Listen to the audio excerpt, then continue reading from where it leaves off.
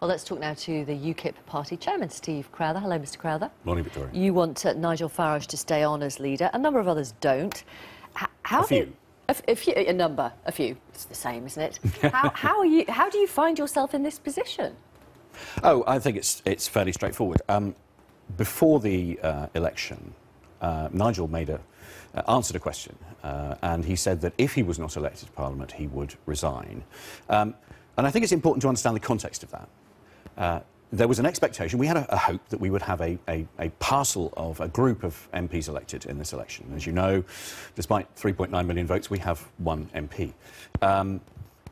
So Nigel, I think at that stage, felt that were he not one of them, it would clearly make sense that one of them would have the opportunity to be the leader of the party, because the centre of gravity would have moved into Westminster from where it is today. I think with one MP, and Douglas Carswell has said he doesn't want to be the leader of the party. He has, but he's also, I'm just reading right now, he's been asked about backing Nigel Farage. He will not publicly back Nigel Farage.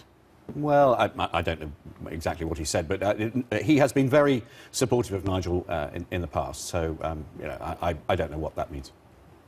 OK. This is what Douglas Carswell has just said in the last couple of minutes.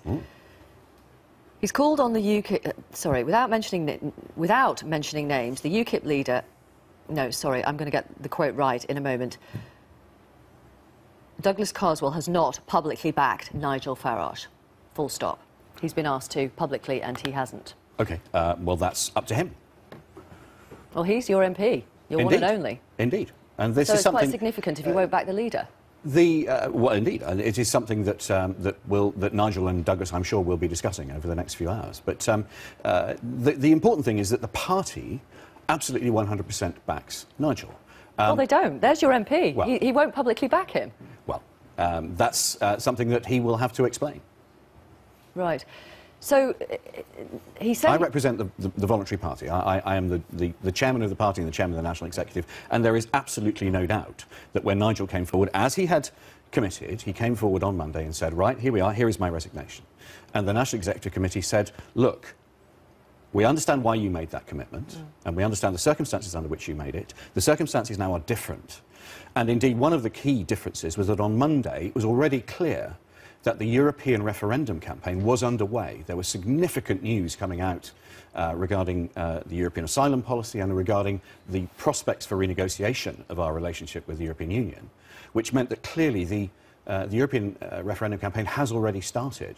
And there's no one else in UKIP who would be able to get involved in that? Well, of course there are people who get involved in it. There'll be lots of people getting involved in it. And indeed, you know, you've been interviewing lots of our key people over the last few days. But the point is that Nigel is absolutely the most expert and qualified man to lead that fight. He created the opposition, if you like, in the European Parliament. He's raised this issue over many years. Indeed, he has brought it to the front. But if you're looking to the future now, you've already got those nearly 4 million people who voted for you last week, many of whom will want to vote out in an in-out referendum.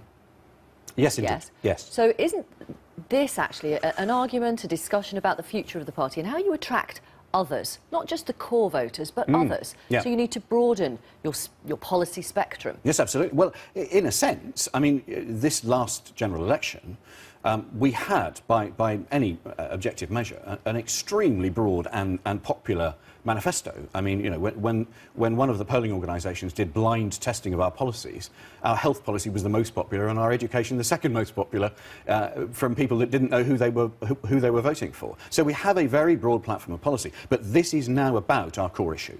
It is about the European Union and our future in it or outside it. And, you know, this is something that Nigel's been fighting for so many years, and he is the expert, he's the acknowledged expert, and the person that, as we've seen, again, increasingly over the last few days, the public recognise as the person they want to follow.